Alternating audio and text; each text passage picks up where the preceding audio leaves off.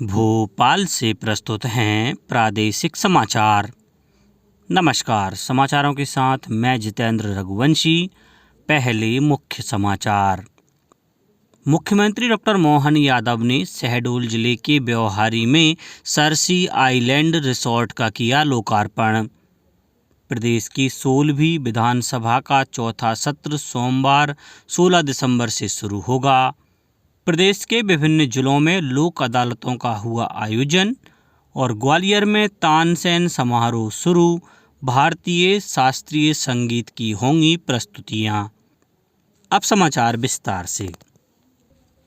मुख्यमंत्री डॉक्टर मोहन यादव ने शहडोल जिले के ब्यौहारी में पर्यटन विभाग द्वारा बाणसागर डैम के बैक वाटर पर बनाए गए सरसी आइलैंड रिसोर्ट का लोकार्पण किया।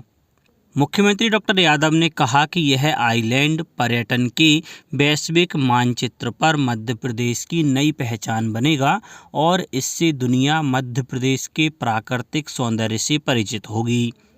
इसके शुरू होने से यहां अब पर्यटन और रोजगार के नए अवसर खुलेंगे। मुख्यमंत्री ने कहा कि प्रदेश में कैन बेतवा नदी लिंक राष्ट्रीय परियोजना का शिलान्यास प्रधानमंत्री नरेंद्र मोदी 25 दिसंबर को करेंगे। हर हाथ को काम, हर खेत को पानी, हर एक को जल ही जीवन के मूल मंत्र से जोड़ा जाएगा, ये हमारा संकल्प है। मुझे इस बात की प्रसन्नता है, प्रधानमंत्री के नेतृत्व में यह योजना मंजूर करके 17 तारीख को हम इसका भूमि पूजन करवाने जा रहे हैं। और बुंदेलखंड की धरती जो उत्तर प्रदेश से लगी हुई है, ये केन बेतवा नदी का हमारे पखवाड़े का अंतिम चरण में समापन करने के लिए प्रधानमंत्री फिर मध्य प्रदेश आ रहे हैं। हमें इस बात की प्रसन्नता है। इसके अलावा यहां मुख्यमंत्री डॉक्टर यादव ने जन कल्याण पर्व पर आयोजित कार्यक्रम के दौरान लगभग 352 करोड़ की लागत की 62 विकास योजनाओं का भूमि पूजन और लोकार्पण किया। वहीं मऊगंज में मुख्यमंत्री डॉक्टर मोहन यादव ने 5041 करोड़ की सीतापुर हनुमना लिफ्ट इरिगेशन परियोजना का शिलान्यास किया। इस परियोजना से मऊगंज जिले के 400 से अधिक गांवों में सिंचाई की सुविधा मिलेगी।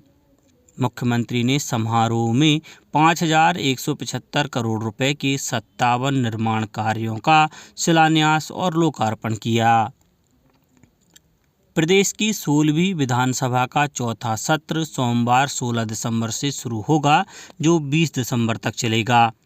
इस 5 दिवसीय सत्र में सदन की कुल 5 बैठक होंगी, जिसमें महत्वपूर्ण शासकीय कार्य संपादित किए जाएंगे।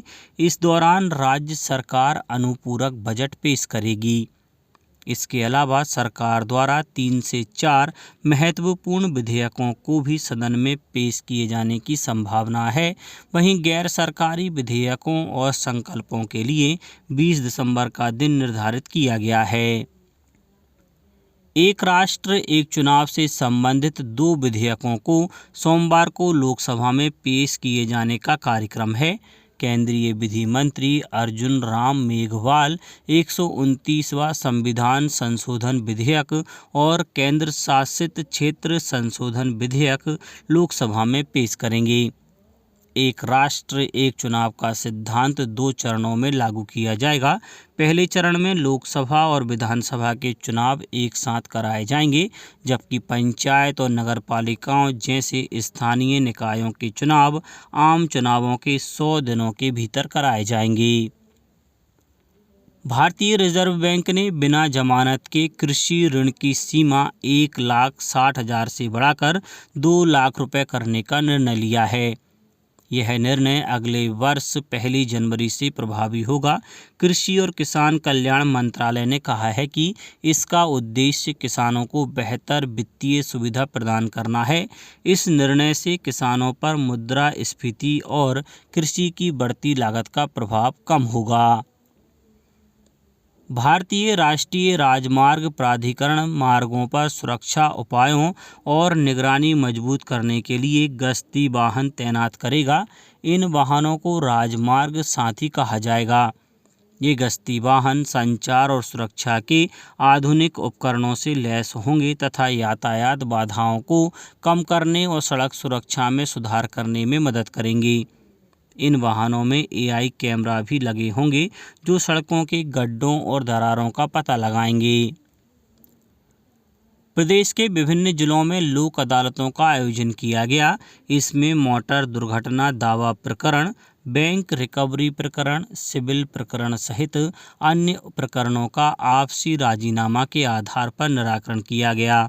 अशोकनगर जिला न्यायालय के जिला न्यायाधीश प्रकाश चंद आर्य ने बताया कि मध्य प्रदेश उच्च न्यायालय ने एक फैसले में हितग्राहियों को अपनी कोर्ट फीस वापसी के और अधिक अधिकार दे दिए हैं।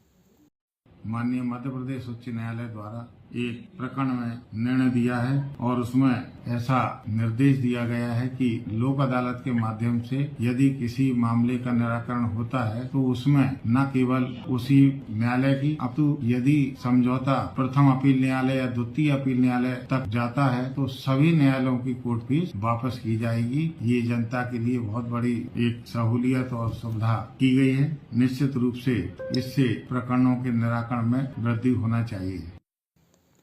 बड़वानी में भी राष्ट्रीय लोक अदालत में विभिन्न प्रकरणों का निपटारा किया गया।